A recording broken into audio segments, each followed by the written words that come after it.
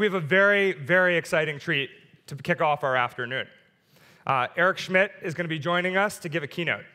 Now, you all know Eric as the executive chairman of Google, before that, the CEO of Google for 10 years, and as a thought leader in the industry. But let me tell you something you don't necessarily know about Eric. Don't worry, Eric, this is exciting. Eric has spent parts of the last year traveling to places like Ciudad Juarez, Mexico. Recently, Afghanistan, Pakistan, Kyrgyzstan, Cyprus, a number of other places. And he's been traveling to these countries asking the question, what can technology do to help address some of the biggest and most pressing challenges in your society? Meeting with governments, meeting with civil society, meeting with people on the street. And in almost every instance, top of mind is illicit networks. Here to share with us what he's learned about this huge challenge and what he thinks technology can do, please join me in welcoming Google's executive chairman, Dr. Eric Schmidt. Okay. Thank you, Jared. Well, thank you very much, Jared. It's great to be here. It's great to have all of you here. I titled this sort of Freedom from Fear, and I wanted to begin with a quote. Men are not prisoners of fate, but only prisoners of their own minds. They have within themselves the power to become free at any moment. This was said by Franklin Delano Roosevelt in 1939 in the context of the World War II. These words, in my view, echo with incredible presence today. Today, in our new age of connection, there are millions of people prisoners of their own minds, and yet within them housing the power to become free. Freedom is within their reach, if you will. It is our duty, I would argue, to all of us here today to help them grasp it. So I'm going to talk to you about how I think we can do that. Now let me start with a story. As Jared mentioned, a couple months ago, I visited Juarez, a city with roughly 1/3 the population of Los Angeles and 6 times the number of murders. This is not some faraway land in time or in place. This is happening right now across the border that we share. In fact, you could see it through the fence in El Paso, Texas, if you sort of look. I arrived at the airport and got off the plane, and I was met by a convoy of armored cars and open-back trucks swarming with police. These are called the federal police, Policia Federale, the ones you hear or see about, with machine guns and masks over their faces to hide their identities. And they hang off the back of their trucks, alert, constantly looking around, heads on a swivel, what's going to happen. But when they drive around the city, nobody blinks an eye. It's just normal. And this is the way they live. So the federales have been in force in the city for a few years already. Everything looks normal from their perspective, too.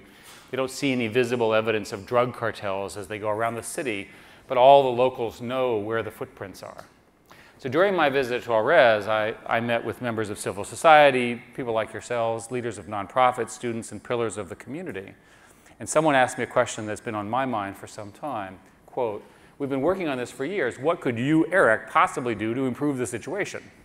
Good question. So think about that for a second. We've been working on this for years. What could you possibly do to improve the situation? That question wasn't from the students or the bloggers who were brimming with ideas, as young people always are, undeterred by fear or intimidation, keen on carving out the democratic spaces on the internet where they can speak freely.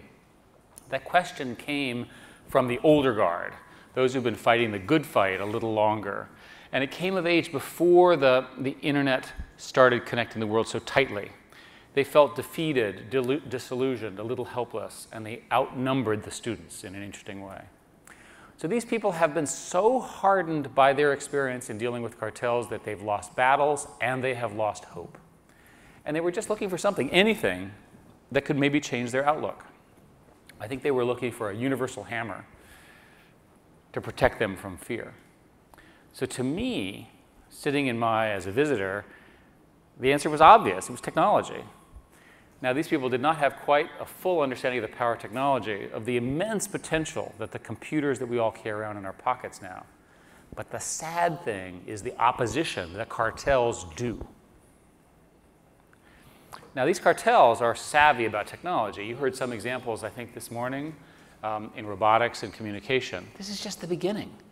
For example, smugglers wear GPS bracelets so that smuggling control rooms can track their locations. It's like that blue dot on your Android phone. and a network of spotters with binocular along the border calls the control room of the exact locations of the border police. And the control room maps them so that they have a live map of the scenario. The control room then can call the smugglers and say, go left, not right, go this way or that way, to evade capture. There's one GPS bracelet, one map, and some cell phones at play. Very simple, very effective. This is a game of cat and mouse, and because of technology, the mice are tending to win. Because of technology, these scales are tilted in these guys' favor. They're the ones protected from fear, in this case, fear of discovery and arrest. But we need to tilt them back in favor of victims to protect them instead. The good news is that this is entirely possible through work that you and others will do. So even basic connectivity is a profound force for good, and this is how I see it playing out. As connectivity reaches more and more people around the globe, they will expect connectivity and will battle to keep it, right? Greater access leads to stronger demands for accountability, and even stubborn governance will have to meet their citizens' rising expectations. So the spread of modern devices, everybody here has a cell phone, and access to those most threatened will create a virtual counterweight against the world's worst criminals. In the end, in the end, a connected world is a free world. And many illicit networks are actually illicit markets, distributed dark economies like slave labor and organ harvesting. Those markets, like all markets, are sensitive to supply and demand. And today, middlemen find vulnerable people to fuel those markets with sweat and blood, in this case, literally, unfortunately. In the connected world, vulnerable people will be savvier. Trafficking victims can learn their rights, get help, and find better opportunities. Organ harvesters can be named and shamed and brought to justice. All in all, connections protect us.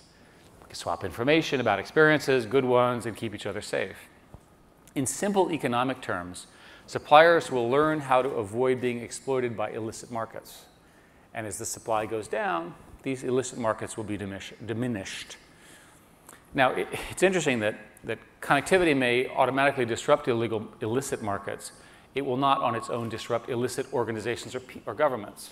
Now, my experience in talking to people about this is that people tend to assume that name and shame, right, will fix things.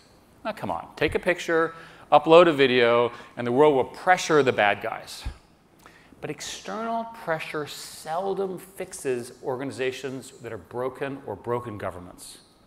The pressure needs to be internal, from the citizens who are directly affected and who have the power to topple governments and fundamentally reshape the world that lives around them, that they live in.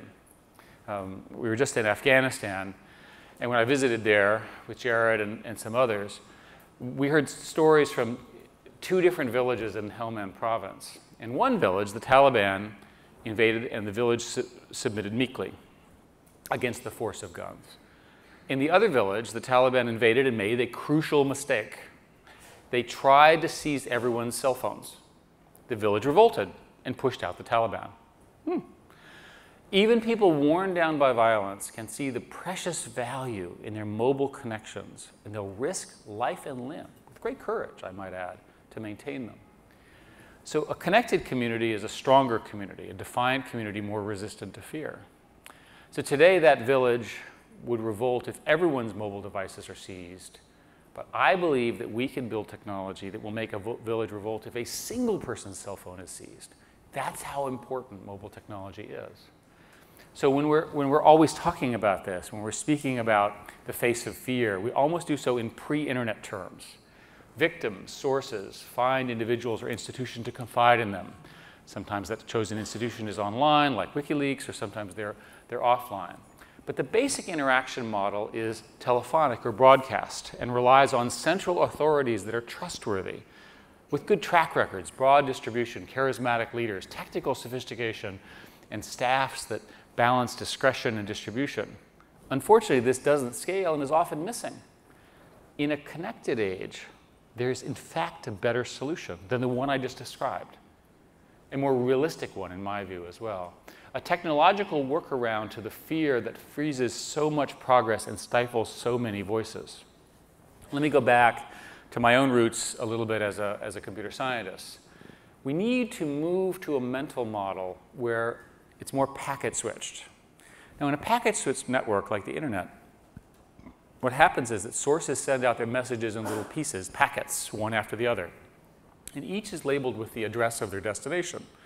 And intermediate nodes forward the little pieces along, and the destination assembles them back.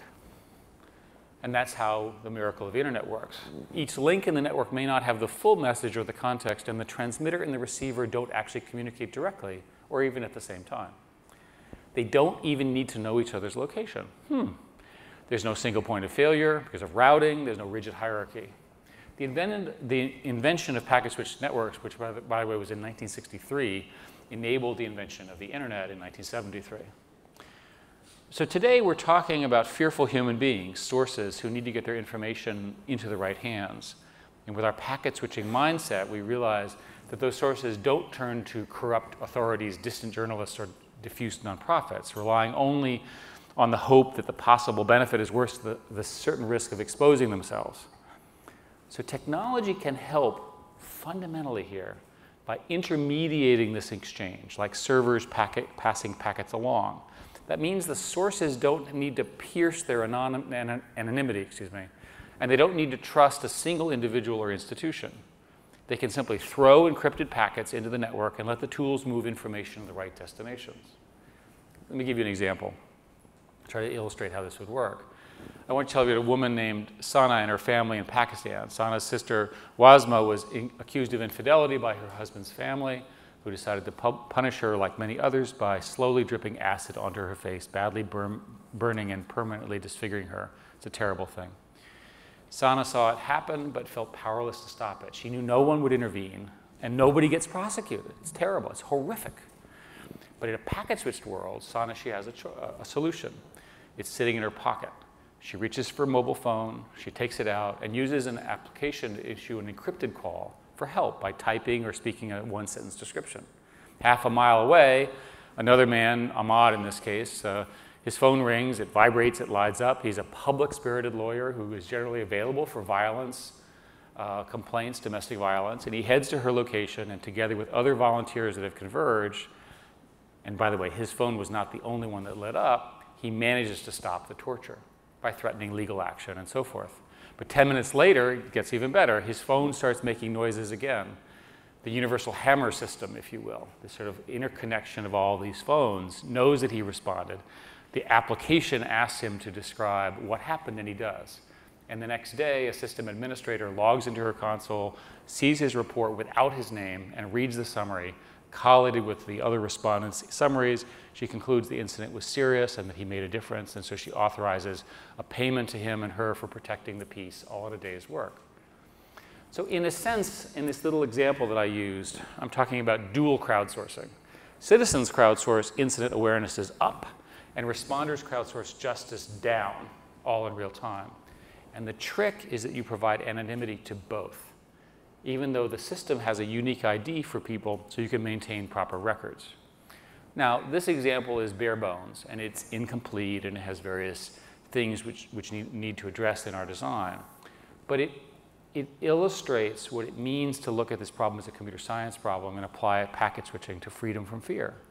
It demonstrates what can be possible with technology and a little bit of creative thinking. Now, the principles behind these innovative technologies could easily shape national, international incidents and not just local terrible things.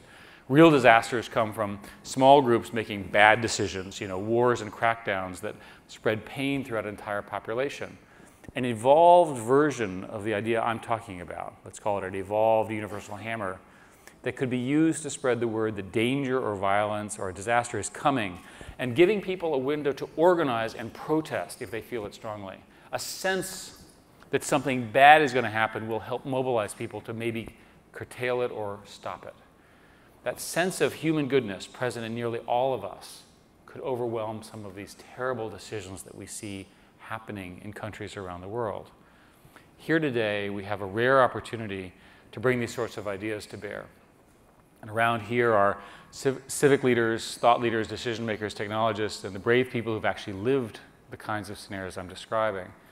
Together, we can use technology to protect this world, to promote it, to connect it, and to promote shared norms and values that say that this kind of behavior is not acceptable. that we won't put up with it, and that we'll build the tools to help fight it. We also need to remember that technology is just a tool. It's a harness, that we have to harness it. You see, computers can do amazing things, those things in your pocket that contain power inside that none of us would ever imagine even a few years ago. They have speed, they have memories, they have intricately complicated wiring and complex circuitry. But I'll tell you what they don't have is they don't have a heart. All of these connections that we forge, the digital ties, it's not possible without technology, but it's also not possible without us, without a heart. I would argue that the heart in this room is the most important connectivity wiring that we have. We have to make it stronger. Take advantage of this chance, connect my perspective, the other perspectives, and ideas in new ways to build a brighter future for all of us. Help us show that the voices of the tired disillusionment in Juarez help us show the victims of acid burning in Pakistan and the others all over the world that theirs is a voice worth hearing and protected, and that theirs is a life worth saving. Help us show that everyone in the world that, like Franklin Delano Roosevelt once claimed, that they have the power to be free at any moment. This is our moment. So thank you very much.